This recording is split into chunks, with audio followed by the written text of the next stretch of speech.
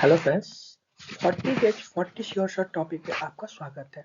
आज का हम लोग का टॉपिक है डबल फर्टिलाइजेशन और आज हम लोग तीसरे दिन में डिस्कस करेंगे डबल फर्टिलाइजेशन को। जैसे पहला दिन हमने माइक्रोस्पोरजेनेसिस, दूसरा दिन मेगास्पोरजेनेसिस को डिस्कस किया था, वैसे ही आज का हम लोग का टॉपिक होगा डबल फर्टिलाइजेशन। तो सबसे पहले डबल फर्टिलाइजेशन डिस्कस करने से पहले हम लोग थोड़ा फर्टिलाइजेशन के बारे में देखते हैं। फर्टिलाइजेशन क्या होता है? तो आप लोग ये डेफिनेशन जानते होंगे कि the fusion of male and female gamete to form zygote is known as fertilisation.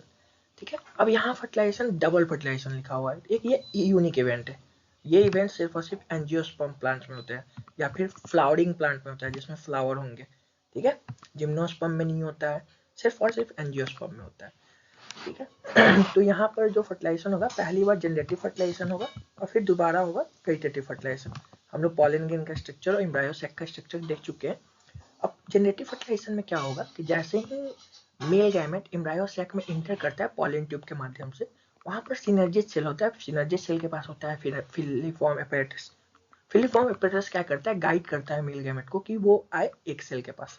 एक सेल के पास आकर वहाँ पर फ्यूजन होता है पहली बार, पहली मेल गैमेट का दूसरे एक सेल के साथ, और बनाता है एक डिप्लॉइड जाइगोट। ये मेल गैमेट हैप्लॉइड, ऑब्वियस सी बात है, गैमेट है, और एक सेल भी हैप्लॉइड, दोनों मिलकर फ्यूज करते हैं और डिप्लॉइड जाइगोट बनाते हैं, जो कि आगे चल के डेवलप होते हैं एम्ब्रायो में। ठीक है, इस प्रोसेस को हम लोग बोलते हैं सिनगैमी। सिनगैमी क्यों? सिन मतलब होता है फ्यूजन, गैमी मतलब गैमेट। गैमेट का फ्यूजन हो रहा है इसलिए इसको सिनगैमी कह रहे हैं। ठीक है, सेकंड में क्या हो गया कि अब जो दूसरा मेल गैमेट है, जैसे कि हम लोग देखे थे पॉलन ग्रेन का स्ट्रक्चर, तो उसमें एक जनरेटिव और दो वेजिटेटिव सेल थे। तो वही दो वेजिटेटिव सेल जो है, पहला वेजिटेटिव सेल यहाँ डेवलप किया, दूसरा वेजिटेटिव सेल में जो है वहाँ अनदर मेल गैमेट जो है वो फ्यूज करेगा पोलर न्यूक्लियस के साथ। पोलर न्यूक्लियस या फिर सेकेंडरी न्यूक्लियस। यहाँ पे क्या कंसेप्ट है थोड़ा समझिए कि जब जैसे पहला फर्टिलाइजेशन सिंगैमी हो जाता है तो वहाँ पर पोलर न्यूक्लियस जो कि सेंट्रल सेल में है, वो दोनों आपस में फ्यूज करके बनाते हैं सेकेंडरी न्यूक्लियस। ठीक है, तो अब जो कि पोलर न्यूक्लियस हैप्लॉइड था, दोनों फ्यूज हो गए तो सेकेंडरी न्यूक्लियस डिप्लॉइड होगा। तो आपसे सेकेंडरी न्यूक्लियस का नेचर कभी कभी पूछा जा सकता है, तो सेकेंडरी न्यूक्लियस जो होता है डिप्लॉइड होता है। ठीक है, अब सेकेंडरी न्यूक्लियस के पास सेकेंड मेल गैमेट जो है वो आते हैं और बनाते हैं एक ट्रिप्लॉइड प्राइमरी इंडोस्पर्मिक न्यूक्लियस, जिसको हम लोग पेन कहते हैं। ठीक है, और उस सेल को हम लोग बोलेंगे प्राइमरी इंडोस्पर्मिक सेल, और इनका नेचर कैसा होगा? तो ट्रिप्लॉइड होगा। ठीक है, इन सेल का नेचर कैसा होगा? ट्रिप्लॉइड होगा, और ये आगे चल के इंडोस्पर्म बनाते हैं। इंडोस्पर्म एक न्यूट्रिटिव टिश्यू होता है जो कि डेवलपिंग एम्ब्रायो को न्यूट्रिशन प्रोवाइड करने का काम करता है। अगर आपसे कोई पूछ दे कि डेवलपिंग एम्ब्रायो सैक को न्यूट्रिशन प्रोवाइड करने का काम कौन करता है, तो वो न्यूसेलर सेल करते हैं। बट डेवलपिंग एम्ब्रायो को अगर कौन देता है तो वो करते हैं इंडोस्पर्म। ठीक है, और अगर हम बात करें यहाँ पे तो एक क्वेश्चन ये भी पूछा जाता है ऑब्जेक्टिव में कि इंडोस्पर्म ऑफ जिम्नोस्पर्म का नेचर कैसा होगा और इंडोस्पर्म ऑफ एंजियोस्पर्म का नेचर कैसा होगा।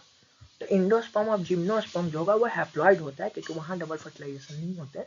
बट एंजियोस्पर्म का जो इंडोस्पर्म है वो डिप्लॉइड होगा, ट्रिप्लॉइड होगा, क्योंकि यहाँ एक स्पेशल इवेंट डबल फर्टिलाइजेशन होता है।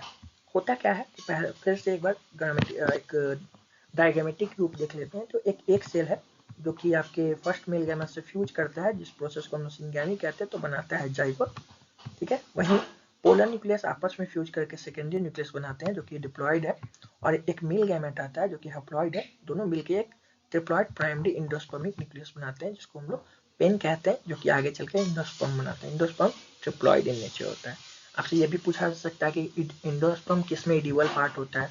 तो कोकोनट जो हम लोग लेते हैं उसका वाटर हो या कोकोनट का जो खाने वाला पार्ट हो, वो दोनों इंडोस्पर्म ही है। ठीक है, तो इंडोस्पर्म का एक बेसिक एग्जाम्पल आपका ये रहा। आज के लिए इतना ही, अगले दिन फिर मिलते हैं नए टॉपिक के साथ। तब तक के लिए धन्यवाद।